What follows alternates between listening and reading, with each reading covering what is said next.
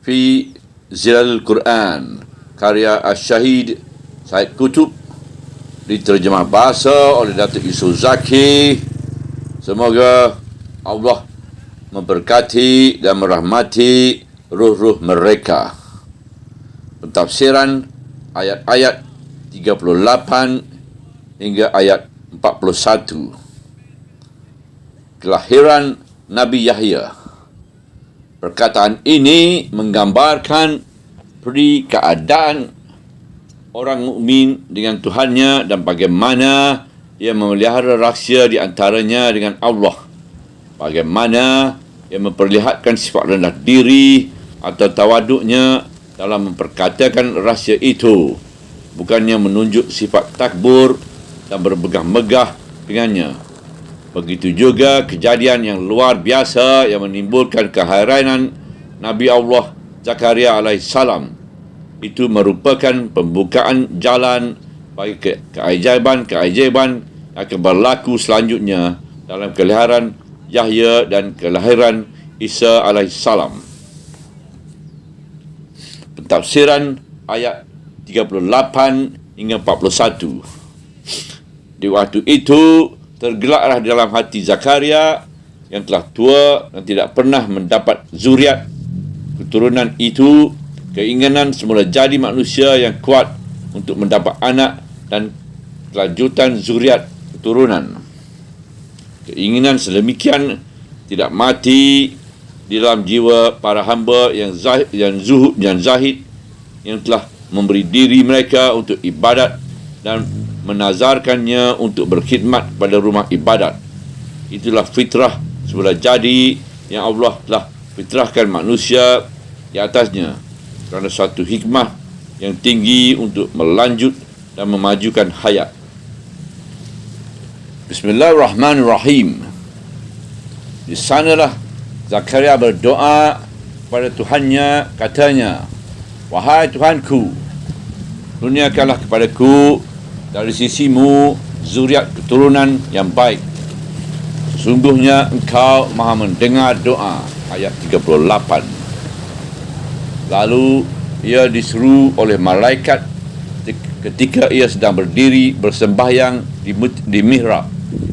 Sesungguhnya Allah menyampaikan berita gembira bahawa engkau akan mendapat seorang putera bernama Yahya yang beriman pada kalimat dari Allah, menjadi seorang ketua, seorang yang dapat mengawal nafsu berahi dan menjadi seorang nabi dari orang-orang yang soleh. Ayat 39. Ujar Zakaria, "Bagaimanakah aku akan memperolehi seorang putera sedangkan aku telah tua dan isteriku pula mandul?" Allah berfirman, "Demikianlah Allah berkuasa menciptakan apa sahaja yang dikehendakinya." Ayat 40. Ujar Zakaria, "Wahai Tuhanku, jadikanlah suatu tanda untukku."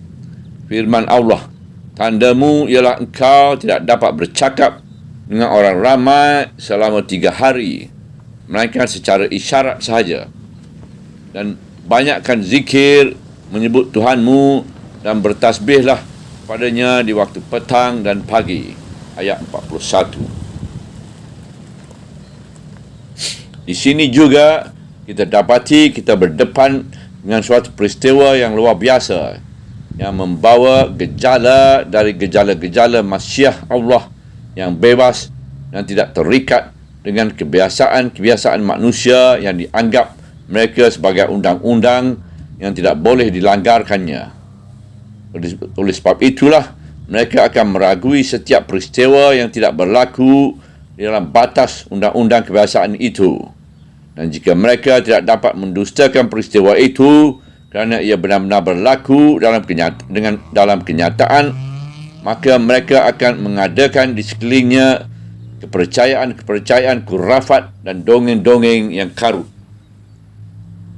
Kini Zakaria yang sangat tua, yang mempunyai isteri yang mandul dan tidak pernah melahirkan anak di waktu mudanya, sedang dirangsangkan oleh keinginan semula jadinya yang mendalam kepada zuriat keturunan.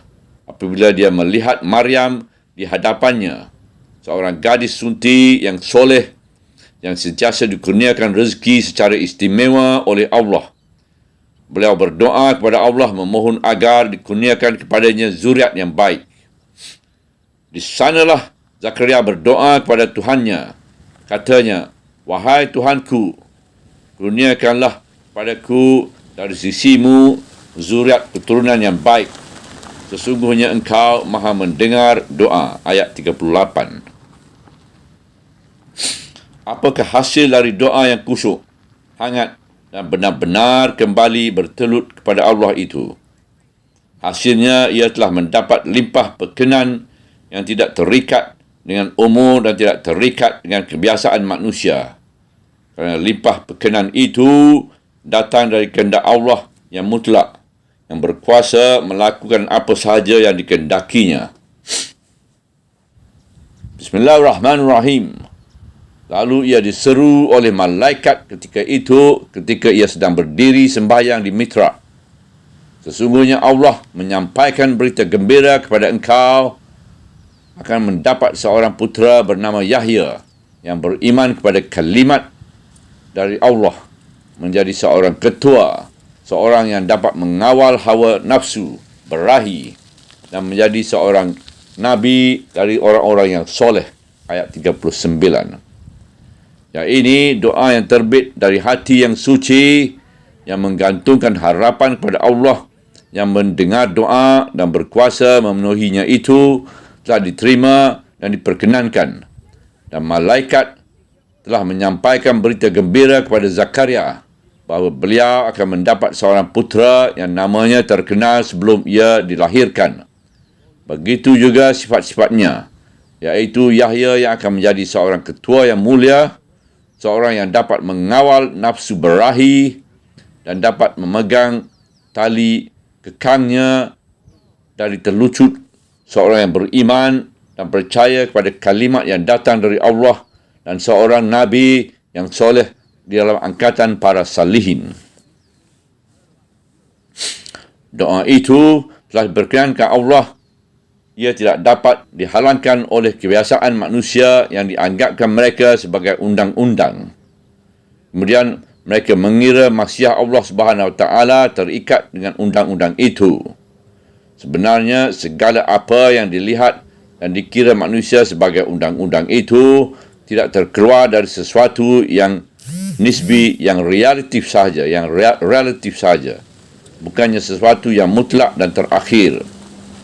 Manusia yang terbatas umur dan ilmu pengetahuannya dan akal yang tunduk kepada tabiat manusia yang seperti itu tidak berupaya untuk sampai kepada satu undang-undang yang terakhir dan untuk memahami satu hakikat yang mutlak.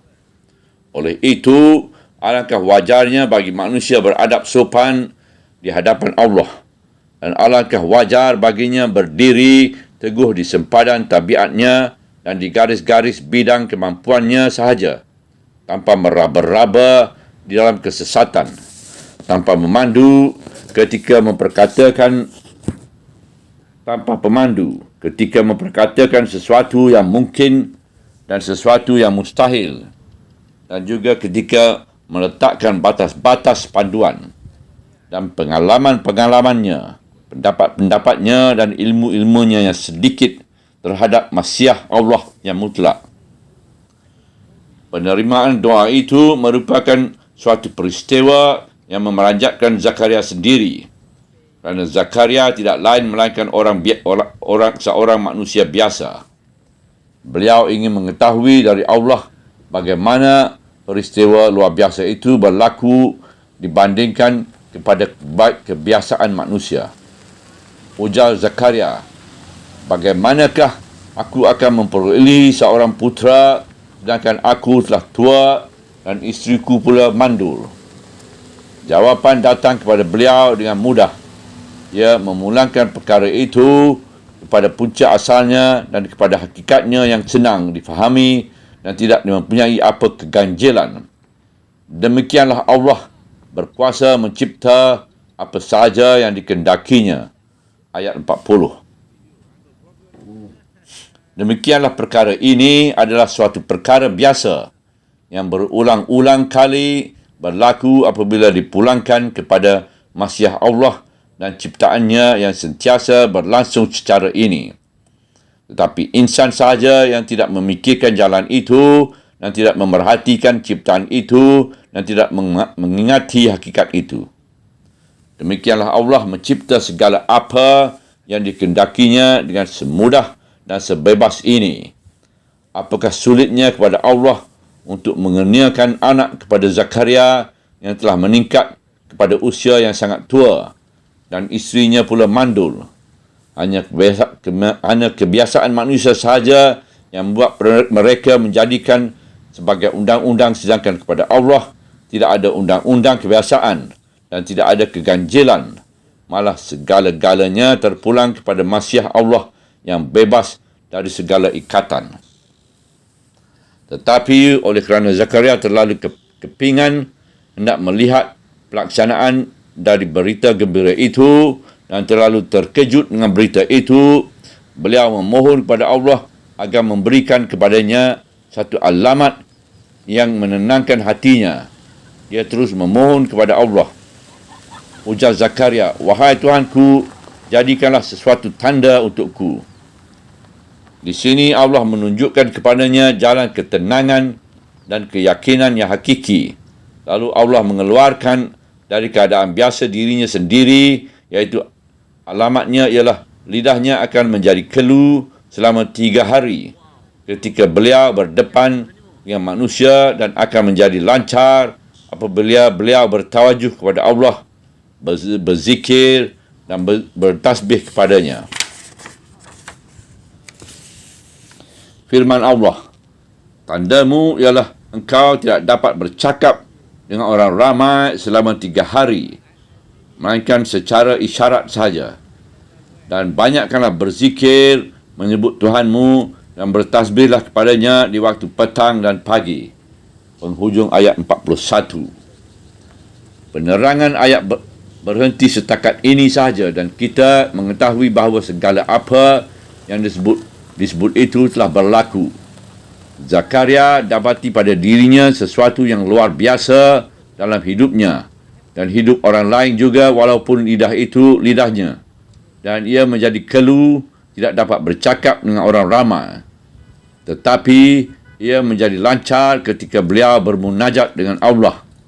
Apakah undang-undang yang menguasai kejadian ini?